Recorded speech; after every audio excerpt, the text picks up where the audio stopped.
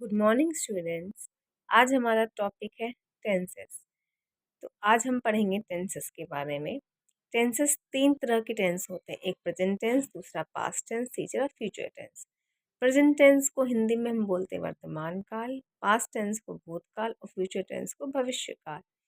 जो वर्तमान समय में कार्य हो रहा हो वो हमारा प्रेजेंट टेंस कहलाता है। जो कार्य भूतकाल में हो गए यानी जो कार्य हमारा पहले समाप्त हो गया हो, ठीक है, वो हमारा पास्ट टेंस होगा। फ्यूचर टेंस आने वाला समय, मतलब जिस जिस कार्य को भविष्य में करना हो तो वो हमारा कौन सा टेंस हो जाएगा, फ्यूचर टेंस। देन इसके एग्जाम्पल भी मैंने लिखे हुए हैं। फर्स्ट एग्जाम्पल प्रेजेंट टेंस का है, मोहन रीड्स द बुक, यानी मोहन किताब पढ़ता है। तो यानी वो कार्य वो उस टाइम प्रेजेंट टाइम में वो क्या कर रहा है, बुक पढ़ रहा है, तो इसलिए ये हमारा प्रेजेंट टेंस हो जाएगा। Mohan read the book, read हमारी सेकंड फॉर्म यानी वर्ब की सेकंड फॉर्म वर्ड्स में यूज़ करेंगे, वो हमारा पास्ट टेंस हो जाएगा। और future tense Mohan will read the book, यानी मोहन बुक पढ़ेगा, किताब पढ़ेगा, तो ये हमारा फ्यूचर में हो जाएगा। अब हम बात करते हैं फॉर्म्स ऑफ वर्ब, ठीक है। तो हमारे ये तीन टेंस जो होते हैं, present tense, past tense, future tense, इन सभी की फोर फोर फॉर्म्स होती हैं। जैसे प्रेजेंट टेंस की हो गई present definite tense, present continuous tense, present perfect tense and present perfect continuous tense. Then past tense की past indefinite tense, past continuous tense, past perfect tense and past perfect continuous tense. Future का future indefinite tense, future continuous tense, future perfect tense, future perfect continuous tense. Okay, अब हम पढ़ेंगे present tense की first जो है हमारा present indefinite tense. इसको हम सिंपल प्रेजेंट टेंस भी कहते हैं। इसकी जो पहचान होती है वो है ता है, ती है, ते है या ता हूँ, ठीक है। ये जैसे मैं पढ़ता हूँ, वह खेलती है, लास्ट में आया ना ता है, ती है, ते, तो ये हमारा हो जाएगा present indefinite tense. Exact clear clear. And then हम बात करेंगे, अब इसका फर्स्ट है अफर्मेटिव सेंटेंस। इसमें क्या होता है देखिए, इसमें आपका हमारा इसमें भी इसे affirmative sentence, negative sentence, interrogative sentence, ठीक है, और इंट्रोगेटिव नेगेटिव सेंटेंस, ठीक है। इसमें भी हम फोर इसके जो रूल्स हैं वो हम पढ़ेंगे। फर्स्ट है हमारा अफर्मेटिव सेंटेंस, इसको हम हिंदी में सकारात्मक वाक्य भी बोलते हैं। इसमें जो फर्स्ट हमारा है सब्जेक्ट, ठीक है, सब्जेक्ट प्लस वर्ब की first form plus SEIS plus object, ये हमारा सिंगुलर के साथ लगेगा, यानी सब्जेक्ट, ही शी इट, ये हमारे सब्जेक्ट होते हैं, है ना। या फिर कोई नाम हो गया, कोई जगह का नाम, ये सब हमारे सब्जेक्ट में आते हैं। तो इसमें हमारा सब्जेक्ट प्लस वर्ब की फर्स्ट फॉर्म का हम यूज़ करते हैं। देन इसमें SEIS का यूज़ इसलिए होता है क्योंकि ही शी इट हमारे सिंगुलर, यानी जब हम एक वचन का जिसमें यूज़ होगा उसमें SEIS का लगेगा, ठीक है। वर्ब की फर्स्ट फॉर्म में ही SEIS का यूज़ हम करेंगे और ऑब्जेक्ट, ठीक है। इसी का दूसरा है प्लूरल, सब्जेक्ट प्लस वर्ब की फर्स्ट फॉर्म प्लस ऑब्जेक्ट, ठीक है। इसमें हम SEIS का यूज़ नहीं करेंगे। प्लूरल यानी आई वी यू दे, जब हम एक से ज़्यादा चीज़ के बारे में बात करते हैं, या कोई एक से ज़्यादा प्लेस हो गई या एक से ज़्यादा लोग हो गए, तो वो हमारा कौन सा होता है, प्लूरल। और सिंगुलर में जब हम एक चीज़ के बारे में एक व्यक्ति या वस्तु या स्थान के बारे में बात करते हैं, वो हमारा सिंगुलर में आता है।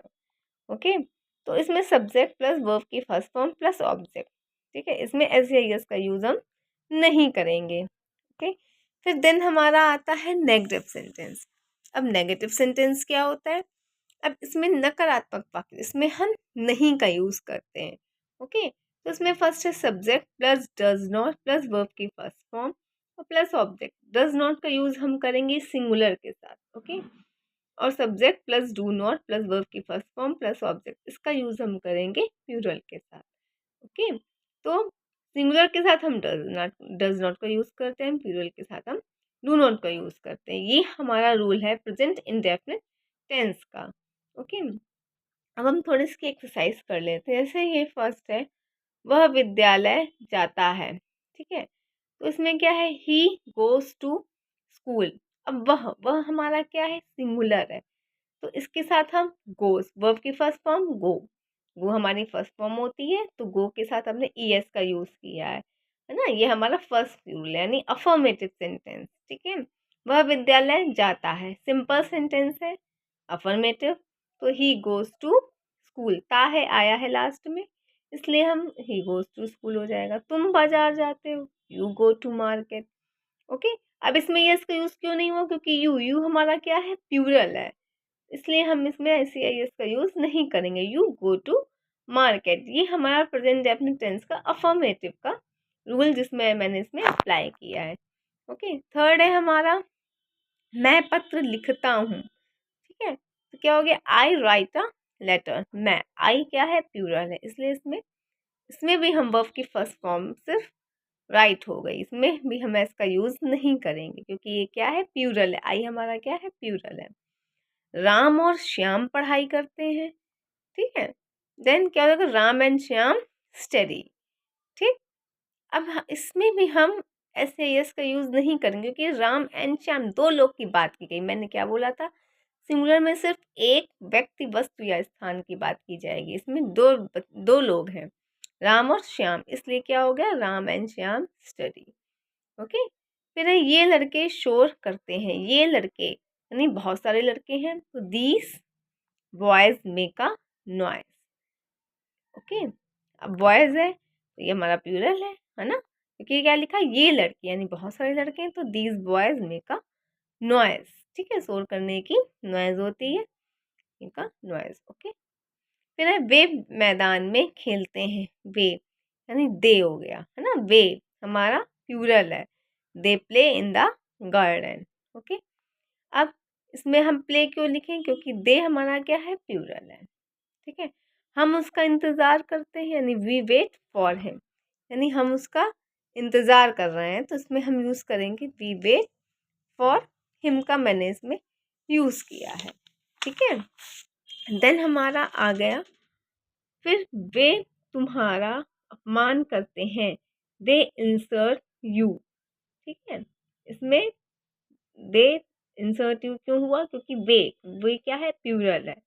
तुम्हारा परिवार तुम पर भरोसा करता है, योर फैमिली ट्रस्ट यू। ठीक है, अब इसमें ट्रस्ट क्यों आया, क्योंकि तुम्हारा परिवार, परिवार तो एक ही है ना। अगर हम मम्मी पापा, हमारे घर में मम्मी पापा भाई बहन होते तो वो हम एक ही फैमिली कहे जाएंगे ना, तो बहुत सारी फैमिली तो होगी नहीं, इसलिए हम इसमें एस आई एस का यूज हुआ है।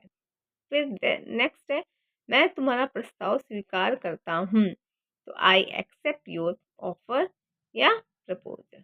ठीक है, तो ये सब हमारे सेंटेंस जो है, मैंने आपको उसको एग्जाम्पल्स कुछ थे उसको मैंने सॉल्व किया है।